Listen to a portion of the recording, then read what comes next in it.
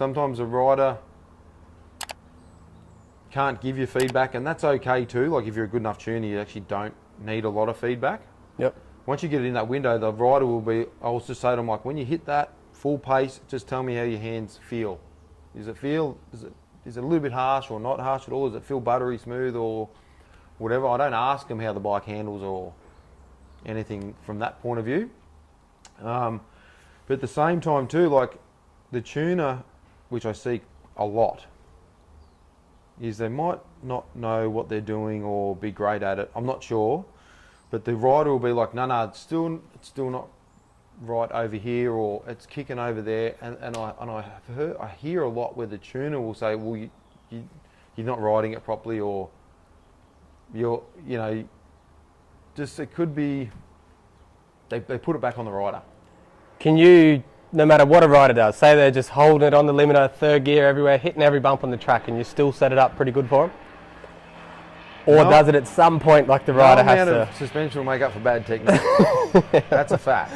Yeah. But what it is like you'll have a good rider, and I find tuners aren't open to developing the bike correctly. Yep. And that's where I think a lot of tuners and riders don't have that relationship. That's what they're like. That's the I find that is one of the biggest things. Is like that's where the relationship can break down. The rider will be saying it's doing this, and the tuner will dismiss it. Yep. And that's what happens a lot.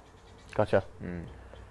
It's probably a little bit off topic to a suspension talk, but as a coach watching riders ride, I almost sometimes think the opposite. I'll hear people complain about the suspension, this, that, the other, and then I'll watch them go out and hit every single bump on the track while they're dragging the back brake up the face of it and go, like, yeah, you can fix it.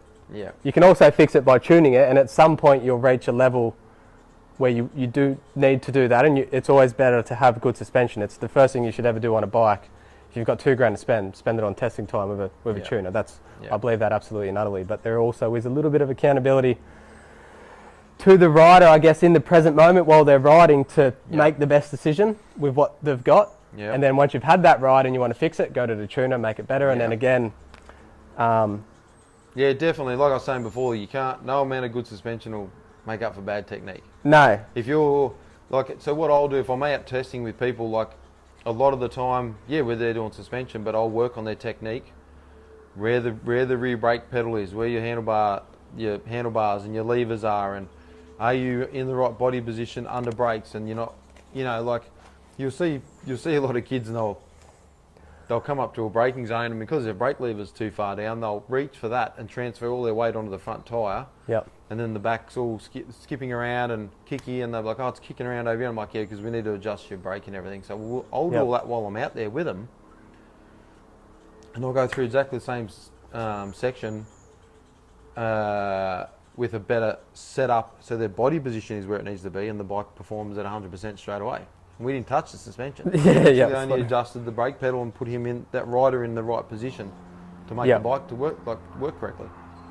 Yeah, so I guess a lot of the time with suspension, you're sort of making up for the flaw of the rider to suit them. Maybe they swing off the back constantly. Yep. So now you're stiffening the rear and lowering the front to get their weight on it. And it's so important for anyone watching this, if you want to have better suspension, like you need to analyse yourself and diagnose which direction, which a tuner can do for you, but you can't just bolt shit in and think it's going to work. No. It just doesn't work that way.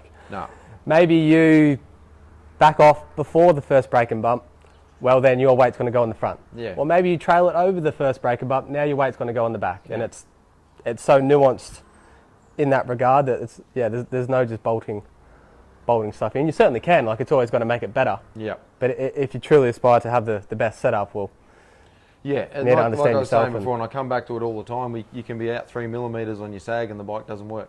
Yep, for sure. So that's how critical it is.